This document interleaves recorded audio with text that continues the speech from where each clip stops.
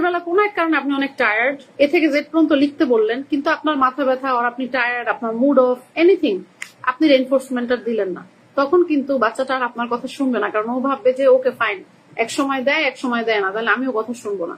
আমাদের যেটা করতে হবে, কনসিস্টেন্ট অ্যাপ্রোচে পুরস্কারটা দিতে হবে ওর পছন্দের জিনিসটা, না হলে কিন্তু ও বাচ্চাটা শিখবে না যে আসলে কি করতে হবে বা কনসিস্টেন্ট অ্যাপ্রোচ আপনি ফলো করছেন কিনা। আর একটা ব্যাপার হচ্ছে রেইনফোর্সমেন্টটা ঘুষ হিসাবে ইউজ করা। ঘুষ হিসাবে কিভাবে ইউজ করা?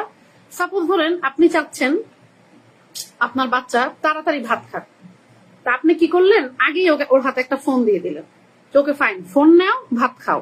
তখন ও লার্ন করবে কি যে ওকে ফাইন, আমাকে আগে ফোন দিয়ে তারপরে ভাত দিয়েছে, তার মানে এখানে যেটা হয়, এখানে আমরা ব্রাইবিং করছি। আপনি যদি ভাত খাওয়ার পরে অ্যাটলিস্ট লিমিটেড কিছু টাইমের পরে ওকে পুরস্কার হিসেবে সে ইউজ করেন, তখন ওটা হবে রেইনফোর্সমেন্ট। সাপোজ এক লোকমা ভাত খেলে তুমি 30 সেকেন্ড মোবাইল টাইম বা স্ক্রিন টাইম পাবে, সাপোজ, এটা হচ্ছে রেইনফোর্সমেন্ট। বাট আপনি যদি আগে দিয়ে দেন জিনিসটা, তখন হচ্ছে ওটা ব্রাইবিং হিসেবে কাজ করবে।